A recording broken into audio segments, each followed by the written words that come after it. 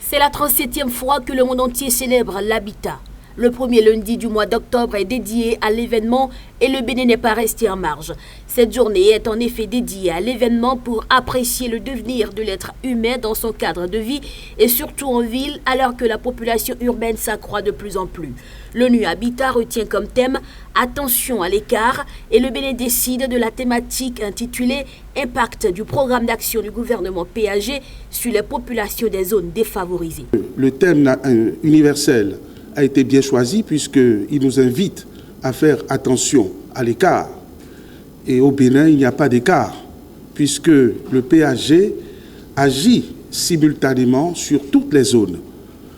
Et c'est d'ailleurs sans humour ou sans cynisme que je dirais que pendant longtemps, l'habitat, l'environnement ont été laissés pour compte.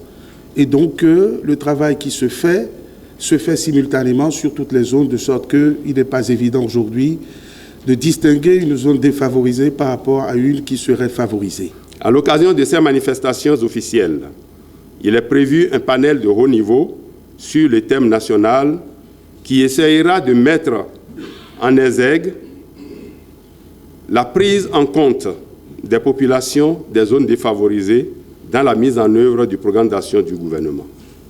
Ainsi, outre le cadre de vie, dont quelques réalisations seront projetées tout à l'heure à travers un visuel, dans les autres secteurs comme la santé, l'énergie et l'eau, il sera mis l'accent sur la nécessité d'assurer la sécurité et éliminer la discrimination et toutes les formes de violence. Il faudra garantir un accès sûr et égal pour tous aux infrastructures physiques et sociaux et aux services de base. Le ministre du Cadre de Vie non seulement était à la cérémonie d'ouverture de la journée Portes ouvertes dans la matinée, il a également coordonné avec beaucoup de satisfaction la rencontre consacrée au bilan des actions de 2016 à ce jour dans le secteur. La célébration de la journée mondiale de l'habitat nous donne chaque année l'occasion de nous pencher sur l'état et la qualité des établissements humains que nous considérons depuis 2016 au Bénin comme notre cadre de vie, à juste titre. Le thème de l'année 2022, Mind the Gap, No One and No Place Behind, se décline en français, attention à l'écart, combler le fossé, ne laisser personne ni aucun lieu de côté, nous impose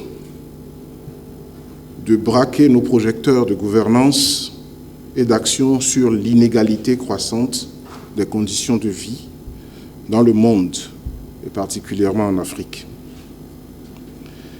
Il est utile de rappeler qu'en septembre 2015, les Nations Unies ont adopté l'agenda 2030, comprenant 17 objectifs de développement durable, ODD, parmi lesquels l'ODD numéro 11, qui invite toutes les nations à agir de sorte que les villes et les établissements humains soient ouverts à tous, donc inclusifs, sûrs, résilients et durables. Au cours de cette célébration, des décisions sur différents aspects de l'habitat humain ont été prises. De l'énergie au transport, en passant par le logement décent ou encore l'eau, la qualité de l'air et la meilleure gestion des déchets, on a noté des réajustements.